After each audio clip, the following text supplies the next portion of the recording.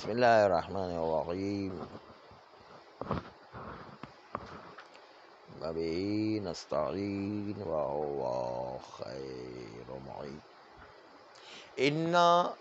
تاکید کے علاوہ دوسرا معنی نعم کے معنی میں آتا ہے۔ نعم یعنی جی ہاں، ہاں کے معنی میں آتا ہے، اور اس کو پیش کیا ہے اکثر علماء نے کہ انا نعم کے معنی میں آتا ہے، جبکہ ابی عبیدہ اس نے انا کے نعم اور ہاں کے معنی میں آنے میں مخالفت کی اور کہا کہ نہیں، انا جو ہے نعم کے معنی میں نہیں آتا ہے۔ ابی عبیدہ بہت جو ہے ادبی لحاظ سے بہت ماہر آدمی تھا، اگرچہ کہ خوارج میں سے تھا۔ ہمیں ان کے مذہب سے کام نہیں ہے، ہمیں اس کے علم سے کام ہے بھی اس وقت۔ تو اس نے کہا کہ نہیں، یہ انا جو ہے نعم کے معنی میں نہیں آتا ہے۔ وہ لوگ جو انا کو نعم کے معنی میں اور ہاں کے معنی میں لیتے ہیں، وہ دو دلیل پیش کرتے ہیں کہ انا نعم کے معنی میں آتا ہے۔ نعم یعنی ہاں کے معنی میں آتا ہے، جی ہاں۔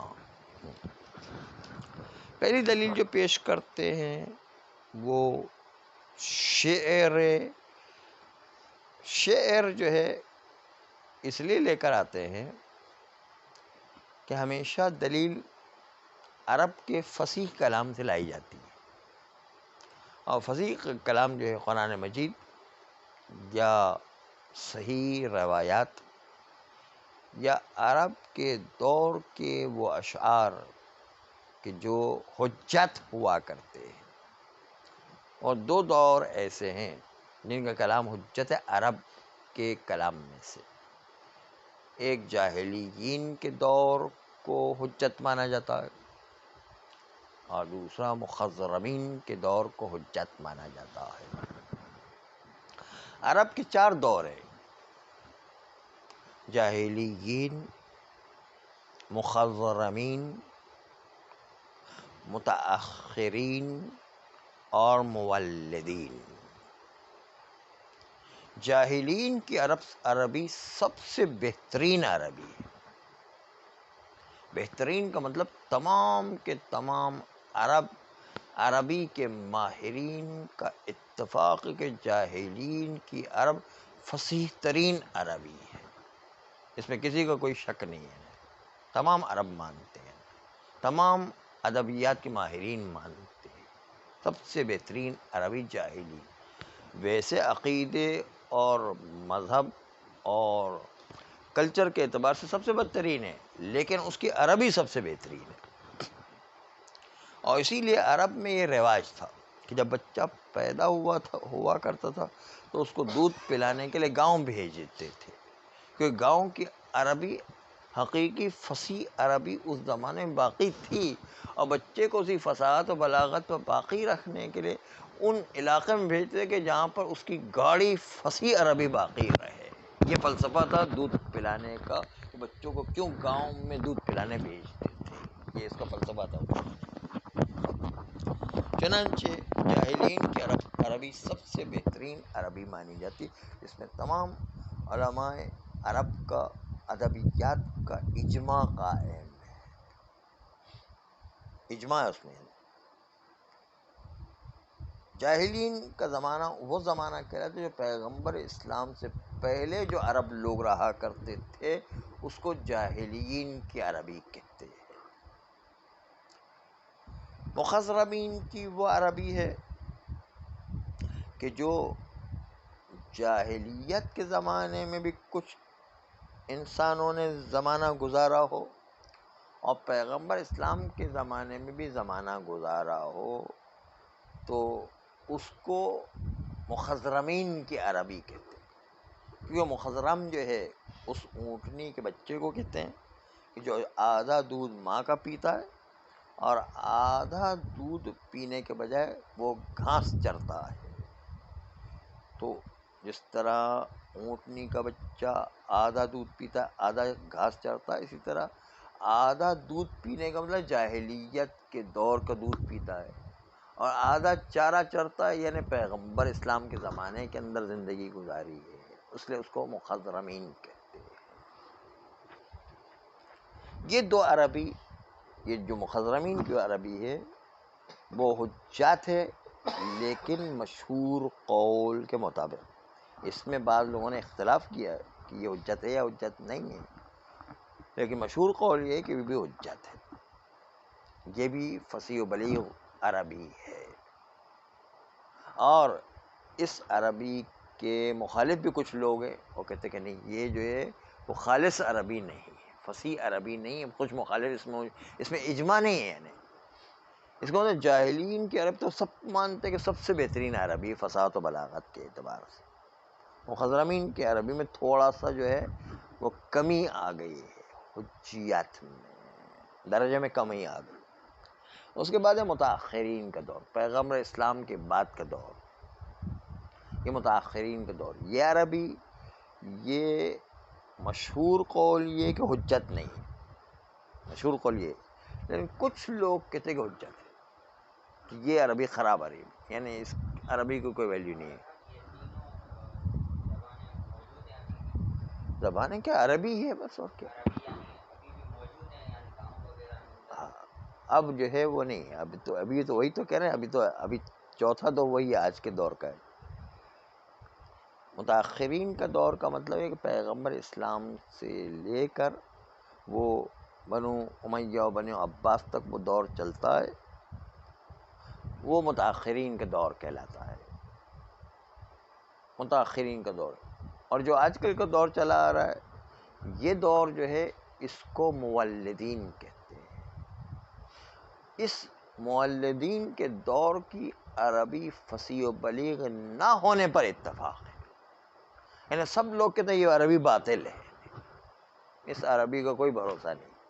یہ فصیح و بلیغ سے نکل گئی ہے۔ آج کل کی جتنی بھی عرب دنیا میں عربی ہے وہ حقیقی فصیح و بلیغ عربی ہے ہی نہیں ہے، وہ بیکار ہے۔ آج کل کی عربی کیا، وہ پنچرت کہتے ہیں،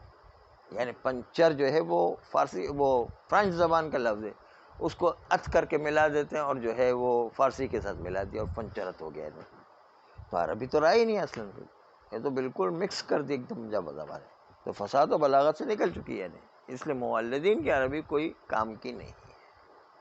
وہ تمام عرب کے ماہرین، ان کا کہنا ہے کہ آج متاخرین یعنی بنی عباس کے بعد کے دور کی عربی بالکل بیکار عربی ہے، فصاحت و بلاغت سے اس کو کوئی تعلق نہیں، یہ عام لوگوں کی زبان ہو گئی ہے، اس کو کوئی فائدہ نہیں ہے، چاہے وہ گاؤں میں ہو چاہے شہروں میں ہو، کوئی عربی کی ویلیو نہیں ہے اس کی۔ فصیح و بلیغ عربی کی مثال دیکھنا ہے تو قرآن مجید دیکھیں، یا صحیح روایات دیکھیں، یا وہی مخضرمین اور جاہلین کی عربی دیکھیں۔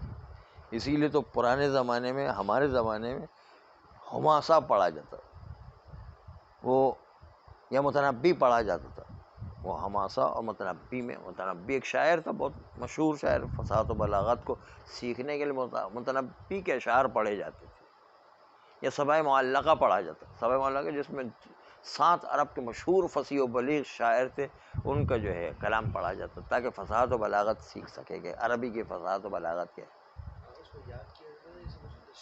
ہاں، تشریح پڑھتے تھے کہ تاکہ فصاحت و بلاغت کو سمجھ سکے، یا نہج البلاغہ پڑھایا جاتا کہ اس میں جو ہے نہج البلاغہ اصل میں روایت مقصود نہیں تھا، اس میں بلاغت کو سکھانا مقصود تھا اصل میں، اس لیے بلاغت کے اعتبار سے سید رضی نے وہ کتاب نہج البلاغہ لکھی ہے، لوگ روایت کو لے کر بیٹھ گئے ہیں، اصل میں بلاغت سکھانا مقصود تھا کہ عربی کی بلاغت کیا ہوتی ہے، وہ سکھانا مقصود تھا، لوگ اس کو پکڑنے کے بجائے روایت کو لے کر کے بیٹھ گئے، وہ سمجھ ہی نہیں رہے کہ بلاغت کو اصل سیکھنا مقصود ہے، اسی لیے مقصود بلاغت کی جو روایت تھی اسی کو جو ہے نہج البلاغہ کے اندر مولا علی سے نقل کیا ہے انہوں نے، ورنہ مولا علی کا کلام تو بہت زیادہ ہے، صرف بلاغت سے تعلق رکھنے والا کلام تھا، اس کو پیش کیا گیا ہے۔ خیر، تو یہ ہے فصیح کلام، قرآن مجید، صحیفہ کاملہ، نہج البلاغہ، یا صحیح روایات، یا جاہلین کے عرب کی شاعری، یا مخضرمین کے عرب کی شاعری، یہ ہے فصیح بلیغ کلام، باقی جو آج کل کا کلام ہے بالکل بیکار ہے، اس کے اندر کوئی حجت نہیں ہے۔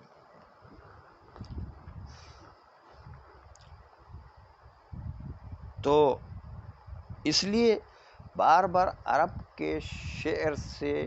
دلیل لائی جاتی ہے، کیونکہ وہ فصیح و بلیغ شعر ہوا کرتا ہے۔ یا قرآن مجید کی آیات کے ذریعے سے دلیل لائی جاتی ہے۔ حتیٰ ابن حشام سے کسی نے کہا کہ آپ نے اتنی قرآن کی آیتیں مغنی میں پیش کر دی ہے کہ جو آدمی بیچارہ قرآن مجید جس نے نہیں پڑھا ہے، وہ تو جو ہے پورا قرآن اس کا جو ہے مغنی میں ختم ہو جائے گا بیچارے کا۔ اتنی قرآن کی آیت آپ نے پیش کر دی، وہ تو قرآن مجید جو ہے پورے مغنی میں ہی سیکھ جائے گا۔ تو انہوں نے کہا، جواب بھی دیا کہ ہاں میرا مقصد بھی یہ ہے کہ قرآن مجید کی فصاحت و بلاغت کو بھی سمجھے اور ساتھ ساتھ قرآن مجید کی گہرائیوں کی طرف متوجہ بھی ہو۔ خیر، تو یہ تو بات آ گئی کہ انا جو ہے نعم کے معنی میں آتا ہے، اور عرب کی عربی کے معاملے میں ہم کسی کے مذہب کو نہیں دیکھیں گے، عربی کے علم کو دیکھیں گے۔ ہمیں اس سے مذہب یا اس کے عقیدے سے کوئی سروکار نہیں، اس کے عربیت سے سروکار۔ ورنہ جاہلین کے دور کے عربی میں سب جاہل لوگ تھے اور بالکل بدترین تہذیب تھی، تہذیب کے لحاظ سے بدترین لوگ تھے، ننگے ہو کر کے جو خانہ کعبہ کے گرد طواف کیا کرتے۔ ایک تو ایسی روایت ملی کہ جس کو پڑھتے ہوئے ہمیں شرم آتی ہے، ایسی عجیب و غریب قسم کی روایت ملی، لیکن وہ پڑھ نہیں سکتے، اتنی خطرناک روایت ہے وہ۔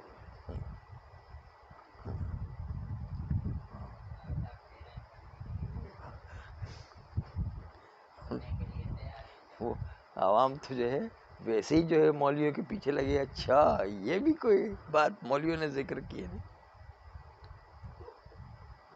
ہاں چھوڑیں گے نہیں پھر۔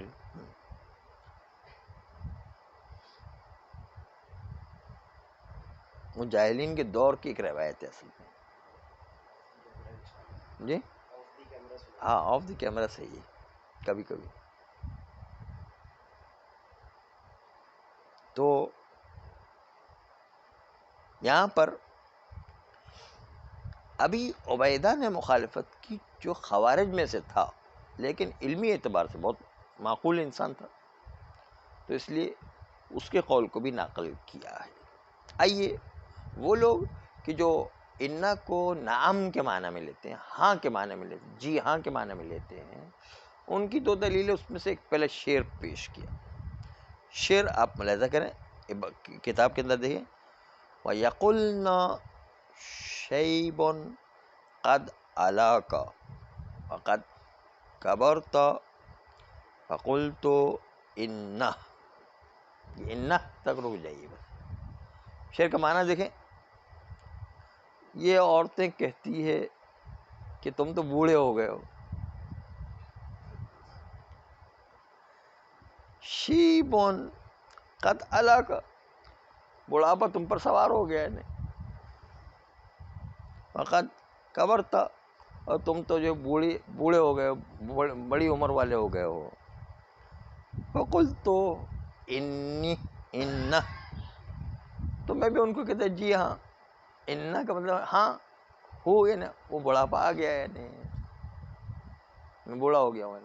تو انہ جو ہے نام کے معنی میں آیا ہے، دیکھا آپ نے، انہ جو ہے وہ نام کے معنی میں لے انہ کہا ہے نا، ہاں جی ہاں ایسا ہی ہے کہ میں بوڑھا ہو گیا ہوں۔ یہ شاعر بڑا شریف تھا بیچارے نے جو ہے اس طرح جواب دے کہ بھائی جیسے کہتے ہو بولے ٹھیک ہے، ورنہ پلٹ کچھ عورتوں کو کچھ اور جواب بھی دے سکتا تھا۔ ہاں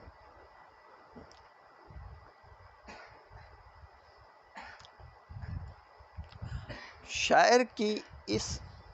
دلیل کو رد کیا ہے اور کہا کہ نہیں، اس کے اندر انا حرف مشبہ بالفعل اور تاکید کے لیے آیا ہے، انا جو ہے نام کے معنی میں نہیں ہے، انا یہ حرف مشبہ بالفعل، ہو اس کے ساتھ لگا ہوا، اس میں انا ہے، اور ہو کی ضمیر شیب اور بڑھاپے کی طرف پلٹتی ہے۔ اور خبر جو ہے کیا ہے؟ کذالکا انہو کذالکا، یعنی تحقیق کہ بڑھاپا اسی طریقے سے آ چکا ہے جس طرح تم لوگ کہہ رہی ہو ہے نہیں۔ تو یہاں پر جو ہے یہ انا اور وہ مشابہ الفعل ہے، نہ کہ جو ہے نام کے معنی میں ہے۔ یہ ردہ نے آ کے جو ہے رد کر دیا اس کو، اس شعر کو اس معنی میں لے لیا ہے۔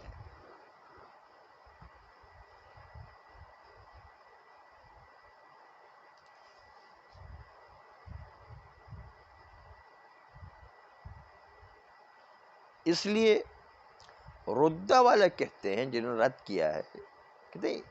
یہ مثال اچھی نہیں ہے۔ اس بات کو ہم مانتے ہیں کہ انا نام کے معنی میں آتا ہے، لیکن یہ مثال انہوں نے جو اچھی نہیں پیش کی، جس میں جو ہے وہ انا کے حروف مشبہ بالفعل ہونے کا بھی احتمال موجود ہے۔ ہم آپ کے سامنے ایک ایسی مثال پیش کریں گے جس میں انا کے اندر جو ہے وہ حروف مشبہ بالفعل کا کوئی احتمال ہی نہیں ہوگا، وہ صرف نام کے معنی میں ہی آئے گا۔ اس کی مثال ابن زبیر کی مثال، ابن زبیر جو کسی زمانے مکہ مدینہ کا حاکم بن گیا تھا، اس کی روایت ہے۔ ابن عبداللہ ابن زبیر، مختار نامہ میں بھی آتا ہے، بہت وہ موٹا سا جو بہت کھایا کرتا تھا، اس کی روایت آ گئی۔ اور لوگ چونکہ وہ خلیفۃ المسلمین سمجھتے اس لیے رحمۃ اللہ علیہ بھی کہتے ہیں اس کو، رضی اللہ عنہ بھی کہتے ہیں ان کو۔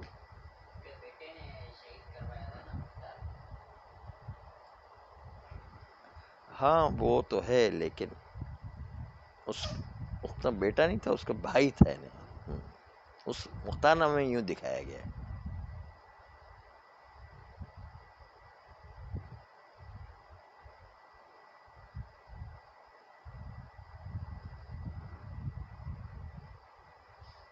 موصب اس کا نام تھا نا۔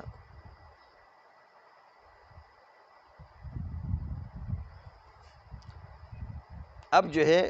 ابن زبیر کا قول ملاحظہ فرمائیں۔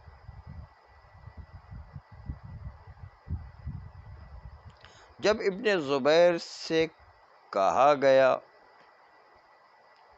ایک شاعر اور راوی کی طرف سے کہ جب وہ راوی ابن زبیر کے دربار میں آ کے کچھ اپنے شعر سناتا ہے اور ابن زبیر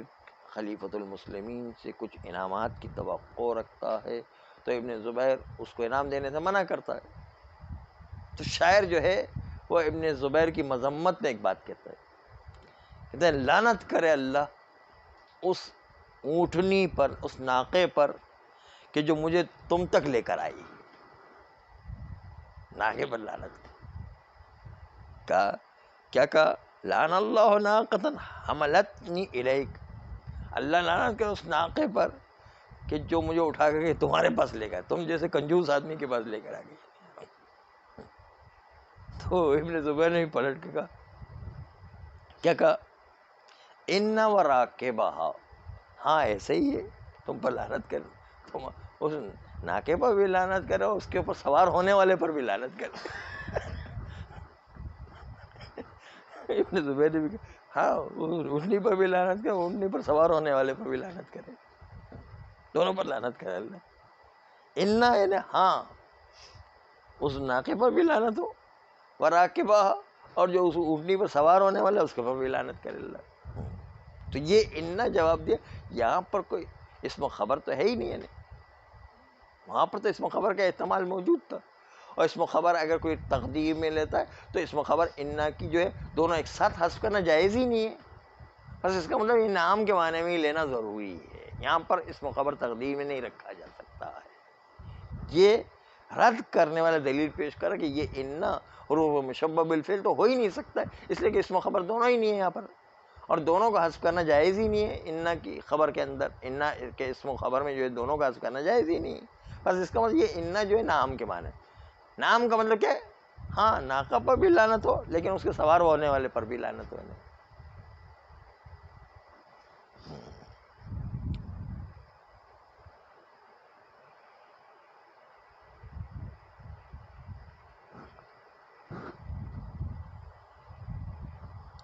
آغای مبرد نے انا ہاذان لساحران، قرآن کی آیت ہے، قرآن کی آیت میں جو ہے ہوا یہ کہ فرعون کے دربار میں حضرت موسیٰ علیہ السلام کو حکم ملا کہ جا کر فرعون کو تبلیغ کرو انہیں، کہ وہ اپنے آپ کو خدا سمجھ بیٹھا ہے، اس کو سمجھاؤ کہ خدا جو ہے رب العالمین ہے، وہ زمین و آسمان کی تخلیق کرنے والا ہے، تم کہاں سے خدا بن بیٹھے؟ تو حضرت موسیٰ علیہ السلام نے پروردگار عالم کی بارگاہ میں درخواست کی کہ پروردگارہ میری مدد کے لیے میرے بھائی ہارون کو جو ہے میرا وزیر بنا کر بھیج۔ چنانچہ حضرت موسیٰ حضرت ہارون کو دونوں کو لے کر کے چلے، دونوں چلے فرعون کے دربار میں پہنچے اور کہا کہ یہ تم نے کیا لگا رکھا کہ تم نے اپنے خدائی کے دعویٰ کر رکھے؟ خدا جو ہے صرف ایک وحدہ لا شریک ہے، اس کا کوئی شریک نہیں۔ تو فرعون تھا بڑا چالاک، بڑا ہوشیار، بڑا مکار۔ آج کے دور میں بھی یہی ہوتا ہے کہ جو صحیح لوگ ہوتے ہیں اس کے خلاف الزام لگا دو کوئی، اور مذہبی پتہ کھیلو ہے اور سامنے والے کے مفادات سے کھیلو ہے۔ یہ فرعون نے کیا۔ فرعون نے کہا اپنے درباریوں سے، جو اس کے وزیر وغیرہ تھے، وزیر وغیرہ تو ویسے بھی چمچے ہوتے ہیں، فرعون نے کہا یہ دونوں جو ہے نا جادوگر ہیں، الزام لگا دیا جادوگر کا ہے، اور یہ جادوگر ایسے جادوگر ہیں کہ تم لوگوں کو اپنی مملکت سے نکالنا چاہتے اور یہ خود حاکم وقت بننا چاہتے، اس لیے جو ایسی باتیں کر رہے ہیں۔ فرعون نے یہ الزام لگا دیا۔ ہاں لیکن پالا تھا، لیکن اب تو وہ پالنے کا زمانہ بہت دور ہو گیا۔ پالنے کے بعد حضرت موسیٰ علیہ السلام حضرت شعیب کی بیٹی کے ساتھ شادی کر کے واپس آ رہے ہیں، اب وہ زمانہ ہو گیا، بہت عرصہ گزر گیا، 20-25 سال گزر گئے ہیں۔ ہاں اب دوبارہ پلٹ کر کے حضرت موسیٰ آ رہے ہیں اور حکم ہوا کہ حضرت ہارون کو لے کر کے جاتے ہیں۔ دونوں جاتے ہیں فرعون کے دربار میں، کہتے ہیں ہم دونوں اللہ کے نبی ہیں، کیونکہ حضرت ہارون بھی نبی تھے، پیغمبر جو ہے وہ حضرت موسیٰ سے پہلے انتقال ہو گیا، الگ بات ہے، دونوں نبی تھے۔ تو ہم جو ہے اللہ کا پیغام لے کر آئیں کہ کوئی خدا نہیں ہے سوائے اس وحدہ لا شریک کے، اور اپنی خدائی کا دعویٰ چھوڑ دو انہیں، اور لوگوں پر ظلم کرنا چھوڑ دو انہیں، یہ ادعا لے کر کے۔ تو فرعون نے مکاری کی، الزام لگا دیا الٹا۔ آج کل بھی دیکھیں جو بھی سچ ہوتا ہے، وہابیت الزام لگائے، شیعت پر شیعہ کافر کا نعرہ کیوں لگا رہی ہے؟ جو سچ ہوتا ہے اس کو سرکوب کرنے کے لیے مذہبی کارڈ استعمال کیا جاتا ہے اور سامنے والے پر الزام لگا دیا ہے، جھوٹا الزام نہیں، خواہ کے نہیں۔ تو یہ تو ہوتا ہے، ہمیشہ ساری تاریخ میں ہوتا ہے۔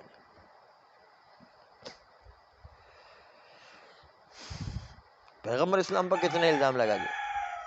پیغمبر اسلام جو خاتم الانبیاء، اشرف الانبیاء، اس کے باوجود پیغمبر اسلام پر کتنے الزام ہیں؟ مشرکین مکہ نے دیکھا کہ حق کا تو مقابلہ نہیں کر سکتے، پیغمبر اسلام کو شکست تو نہیں دے سکتے، ان کے جو کلام کو اور قرآن مجید کو تم شکست دیں، تو ان پر الزام لگا دیے خواہ۔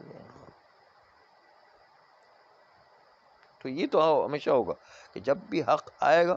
تو باطل لوگ جو ہے وہ اس پر الزام لگائیں گے۔ ان ھذان لساحران، یہاں پر فرعون نے کہا کہ دونوں جادوگر آ رہے ہیں، تمہیں اپنی مملکت سے نکالنا چاہتے ہیں، اس لیے ایسی باتیں کر رہے ہیں۔ اور فرعون نے دیکھ لیا کہ حضرت موسیٰ کا مقابلہ تو نہیں کر سکتے، اللہ کی تائید کے ساتھ کیسے حضرت موسیٰ کا مقابلہ ہو سکتا ہے؟ کلام میں بھی بات نہیں کر سکتے، معجزات دکھانے میں بھی جو ہے حضرت موسیٰ پیچھے نہیں تھے۔ اژدہے کا معجزہ، ہاتھ کے بیضا اور سفید ہونے کا معجزہ اللہ نے دے کے بھیجا ہوا تھا،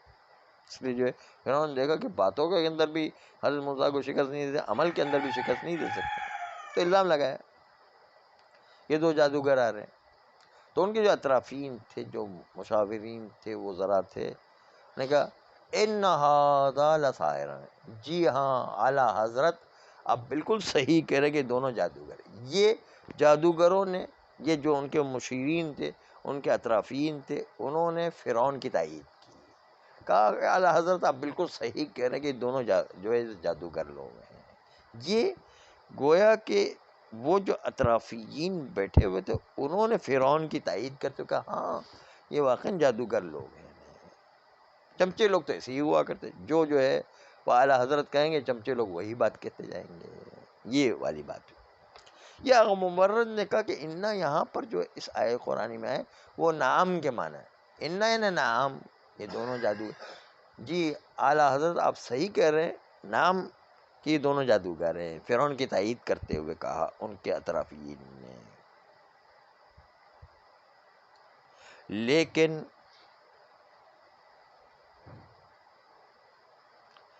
آغائے مبرد پر دو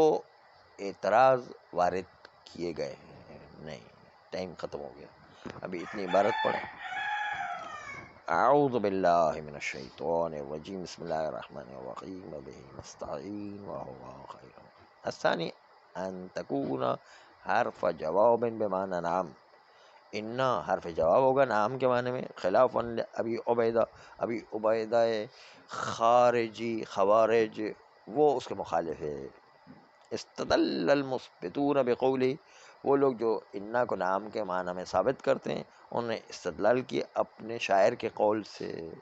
فقلنا شیبون قد علاک قد کبرت فقلت انا، عورتیں کہتی کہ تم پر بڑھاپا سوار ہو گیا ہے اور تم بوڑھے ہو گئے ہو، تو قلت انا،